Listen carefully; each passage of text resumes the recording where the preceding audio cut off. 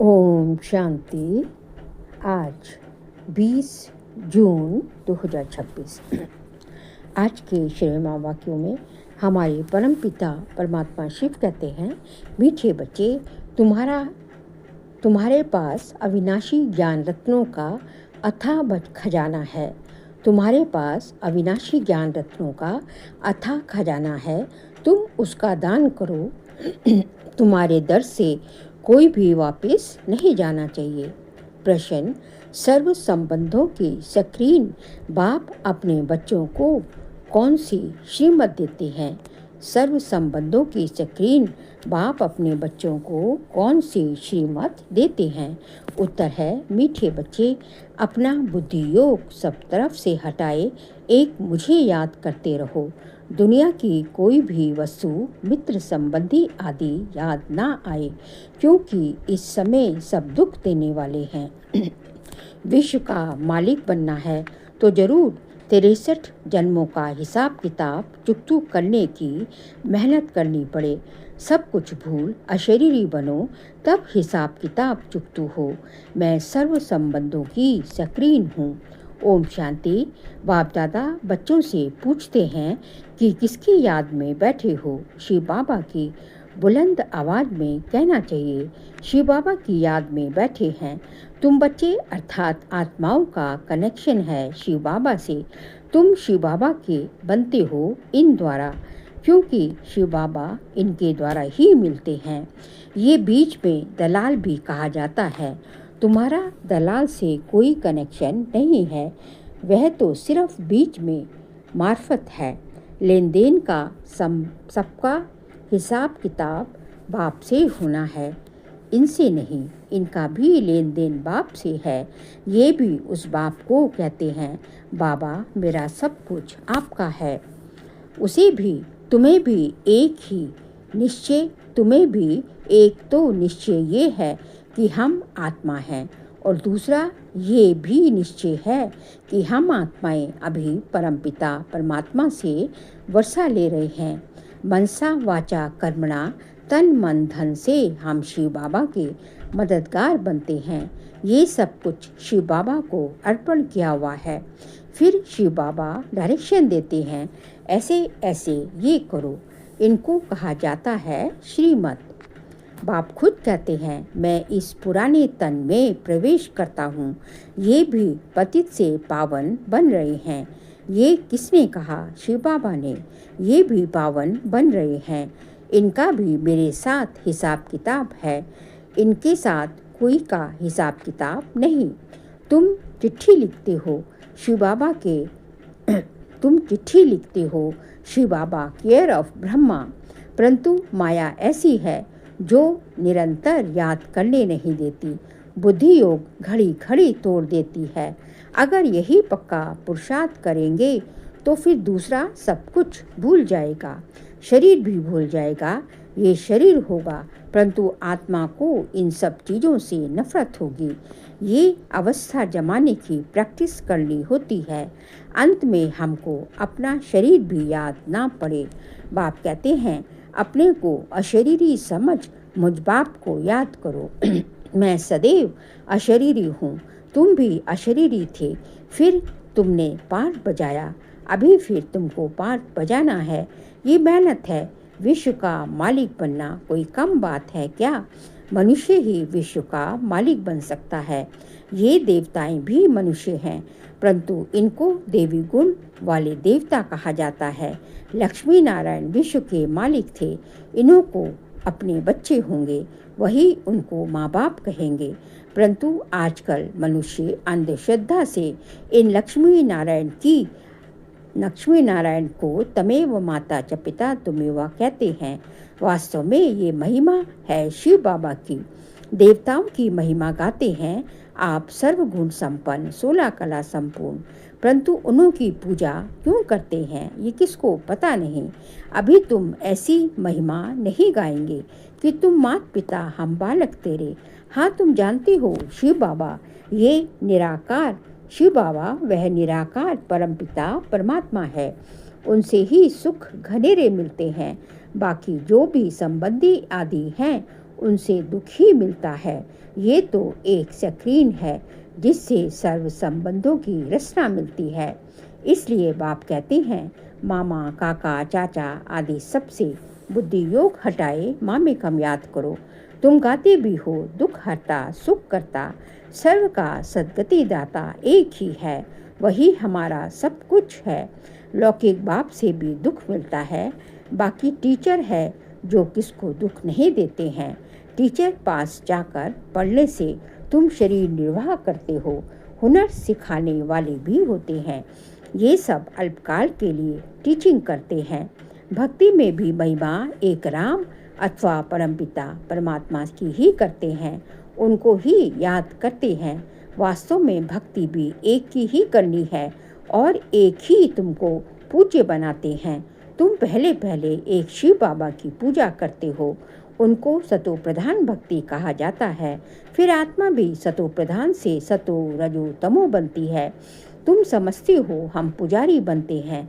तुम पहले एक शिव की ही पूजा करते हो, फिर कलाएं कम होती जाती हैं। भक्ति भी सतो प्रधान से सतो रजो तमो बन जाती है। सारा ड्रामा तुम्हारे ऊपर ही बना हुआ है। आप ही पूज्य, आप ही पुजारी। जो 84 जन्म पूरे लेते हैं उनकी ही कहानी है, उनको ही बाप बैठ बताते हैं। तुमने 84 जन्म कैसे लिए, हिसाब ही उनका है। जो पहले पहले पूज्य देवी देवता बनते हैं वही पुजारी बनते हैं। बाप कहते हैं, मैं कल्प कल्प आकर तुमको पढ़ाता हूँ और देवी देवता धर्म की स्थापना करता हूँ, राजयोग सिखाता हूँ। भगवान तो एक ही होता है। वह तो कहते ठिक्कर बित्तर कण कण में परमात्मा है, परंतु ऐसे तो हो नहीं सकता। भगवान की तो महिमा अपरंपार है। कहते हैं, हे बाबा, तुम्हारी गतमत न्यारी, अर्थात तुम्हारी जो श्रीमत मिलती है वह सबसे न्यारी है। बाप को कहते हैं, हे गति सदगति दाता परमपिता परमात्मा, तो बुद्धि ऊपर में जाती है। दुख के टाइम उनकी ही याद आती है। अगर राम सीता बुद्धि में हो फिर तो सारा रामायण बुद्धि में आ जाए। तुम तो पुकारते ही हो उस एक बाप को, सिवाय एक बाप के कोई भी साकारी मनुष्य व आकारी देवता से बुद्धि नहीं लगानी है। पतित पावन है ही एक बाप। कोई भी सत्संग में जाकर यही गाते हैं, पतित पावन सीताराम, अर्थ कुछ नहीं जानते। ये सब है भक्ति मार्ग का गायन। सब रावण की जेल में है, भक्ति मार्ग में बहुत भटकते हैं। यहाँ भटकने की कोई बात नहीं। बाप समझाते हैं, बच्चों को पॉइंट्स बुद्धि में अच्छी रीति धारण करनी है, पढ़ाई रेगुलर करनी है। अगर कोई कारण से सवेरे नहीं आ सकते तो दोपहर को आ जाना चाहिए। किसको तंग भी नहीं करना है। सारा दिन पड़ा है, कोई भी समय जाकर पढ़ना है। ये बच्चियां सुबह से लेकर शाम तक सर्विस पर हैं। सारा दिन सर्विस स्टेशन खुले हुए हैं। कोई भी आए उनको रास्ता बताना है। पहले पहले तो बताना है। विचार करो, तुमको दो बाप हैं। दुख में पारलौकिक बाप को याद करते हैं ना। अभी शिव बाबा कहते हैं, मामे कम याद करो। मौत तो सामने खड़ा है। ये वही महाभारत लड़ाई है। भल बड़े पदमपति करोड़पति हैं, बड़े बड़े मकान आदि बनाते हैं, परंतु वह रहना थोड़े ही है। वह रहने थोड़े ही हैं। ये सब टूट जाने हैं। ये समझते हैं, वह समझते हैं कलयुग की आयु लाखों वर्ष है। इनको कहा जाता है घोर अंधियारा। कोई के पास पैसे हैं, पूछते हैं मकान बनाएं, बाबा कहेंगे पैसे हैं तो भल बना लो। पैसे भी तो मिट्टी में मिल जाने हैं, ये तो टेम्परेरी हैं, नहीं तो ये सब पैसे भी चले जाएंगे, कुछ भी रहेगा नहीं। भल बनाओ, फिर उसमें गीता पाठशाला का प्रबंध रखो। जो तुम्हारे दर पर कोई भी आए उनको भिक्षा ऐसी दो जो उनको एकदम विश्व का मालिक बना दे। तुम्हारे पास अथाह ज्ञान धन है, इतना कोई के पास नहीं। तुम्हारे पास सबसे साहूकार वह है जिसके पास बहुत ज्ञान रतन बुद्धि में भरे हुए हैं। कोई भी आए तो तुम उनकी झोली भर दो। तुम्हारे पास इतना खजाना है, सिर्फ ये बोर्ड लगा दो, आओ तो हम आपको सदा सुखी स्वर्ग का वर्षा पाने का रास्ता बताएं। परंतु बच्चों में ये नशा भी होना चाहिए। यहाँ नशा बढ़ता है, बाहर आने से भूल जाता है। शौक होना चाहिए, कोई भी आए उनको रास्ता बताएं जो बेड़ा पार हो जाए। तुम्हारे पास बहुत भारी धन है, कोई भी भिखारी आए व लखपति आए तो तुम उनको भी बहुत रत्न दे सकते हो। बाबा यहाँ नशा चढ़ाता है, फिर सोडा वाटर हो जाता है। बाबा तुम्हारी अविनाशी ज्ञान रत्नों से झोली भर देती हैं, परंतु नंबरवार हैं। किसकी तकदीर में है तो पूरी रीति धारण कर लेते हैं। बाबा कहते हैं कोशिश कर तुम निरंतर याद में रहो। ऐसे नहीं कि सेंटर में जाकर एक जगह बैठना है, नहीं, चलते फिरते जो भी समय मिले बाप को याद करते रहना है। हथ काट दे दिल याद दे, अर्थात बुद्धि का योग बाप के साथ हो। बाप की याद से तुम्हारा बहुत कल्याण होगा। 21 जन्मों के लिए तुम साहूकार बन जाते हो। बेहद का बाप बेहद का वर्षा देते हैं। भारत स्वर्ग था, अब नर्क है। बाप कहते हैं अब मुझे याद करो तो तुम्हारी आत्मा सतु प्रधान बन जाएगी। बाप को याद करेंगे तो नशा चढ़ेगा। हमारे जैसा धनवान सृष्टि में कोई नहीं है। बाप ही याद नहीं होगा तो धन कहाँ से आएगा। स्वर्ग में तो तुम बच्चों को अपार सुख मिलता है। शास्त्रों में तो कितनी दंत कथाएं लिखती हैं, गाते भी हैं। राम राजा राम प्रजा धर्म का उपकार है। फिर कहते राम की सीता चुराई, बंदरों की सेना ली। आगे खुद भी पढ़ते थे, कुछ भी समझते नहीं थे। अब कितना समझ में आता है, कितनी वंडरफुल बातें लिख दी हैं। बाप कहते हैं मुझे प्रकृति का आधार लेना पड़ता है। त्रिमूर्ति में भी ब्रह्मा विष्णु शंकर दिखाते हैं, परंतु ये भी समझते नहीं कि विष्णु कौन है, कहाँ के रहने वाले हैं। विष्णु के मंदिर को नर नारायण का मंदिर कहते हैं, परंतु अर्थ कुछ भी नहीं समझते। विष्णु के ये 2 रूप लक्ष्मी नारायण हैं जो सतयुग में राज्य करते थे। अभी तुम मनुष्य से देवता बन रहे हो।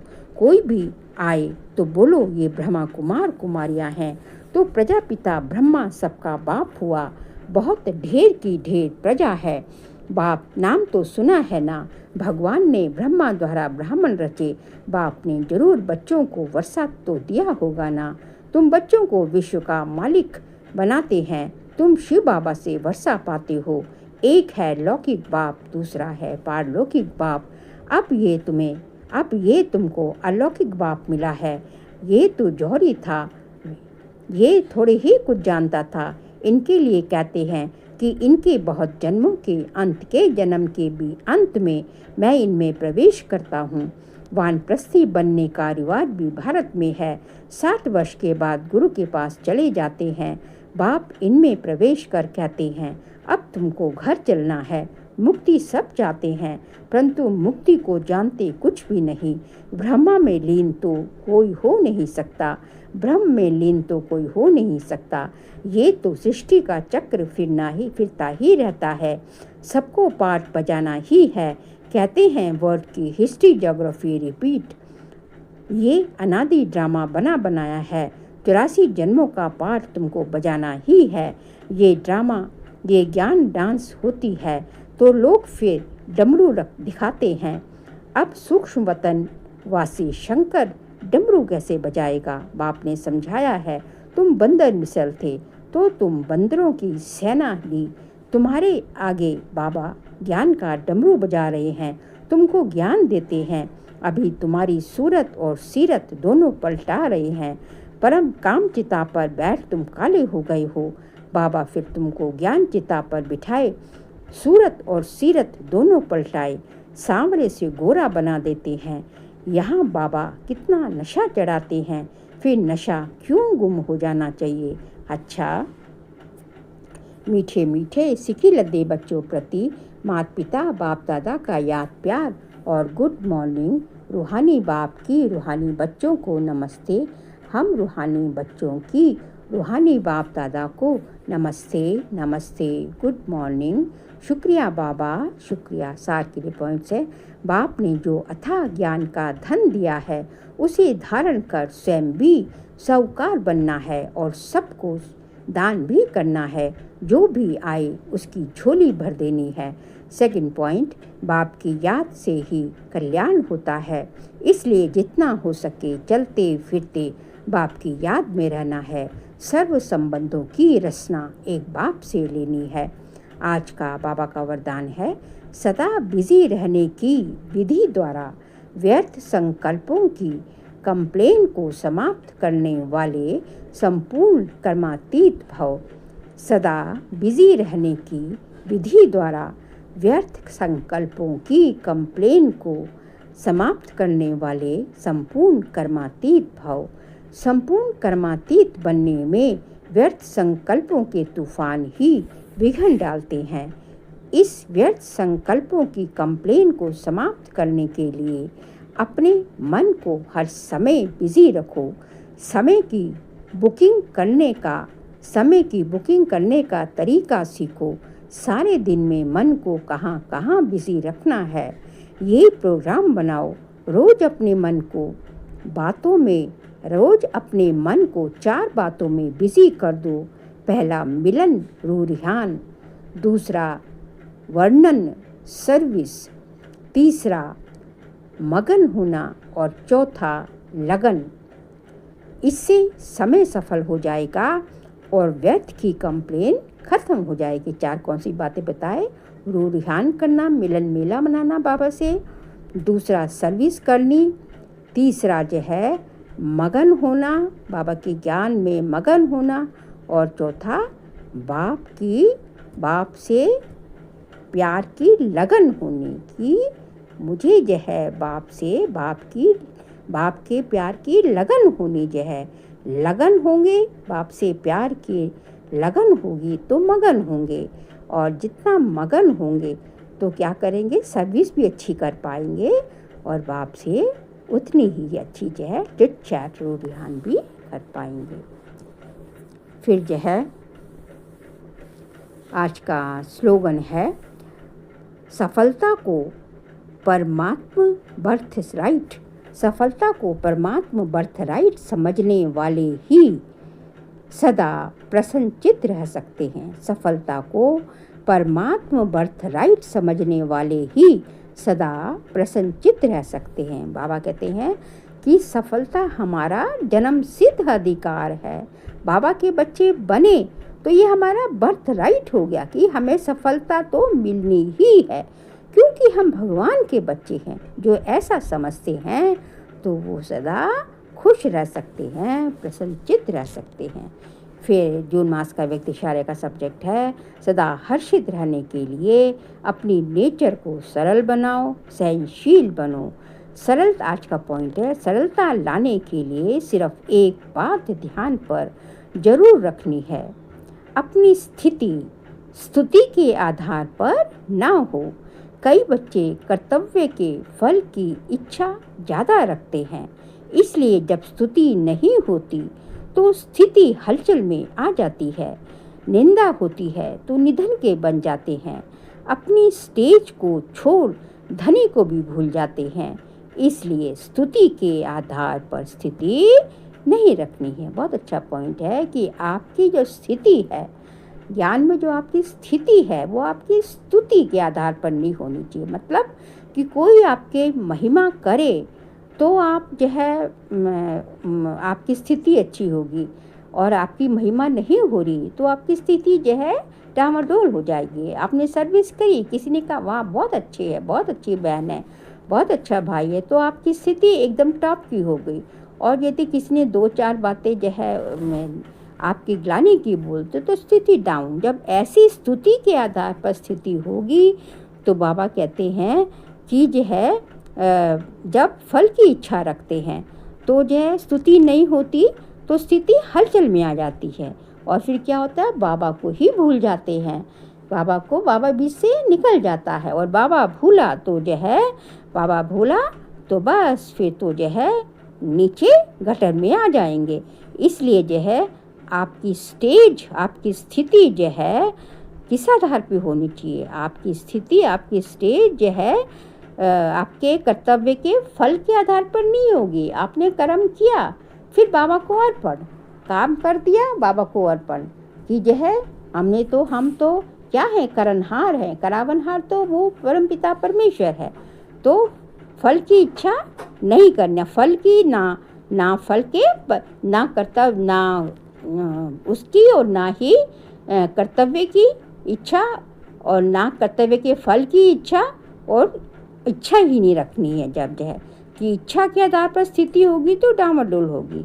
इसलिए हमें क्या करना है, हमें जो है अपना जो है बाबा की याद जो है वास्तव में जो है बाबा याद हो जो है कि हमारा वो पिता है, हमारा वो भगवान, हमारा वो परम पिता परमेश्वर है, पिता है हमारा। तो इस आधार पर जो हम बाबा को याद कर रहे हैं कि बाबा की याद आपकी नेचर बन जाए, नेचुरल हो जाए, तभी जो है आपकी स्थिति एक रस रह सकती है। अच्छा, ओम शांति।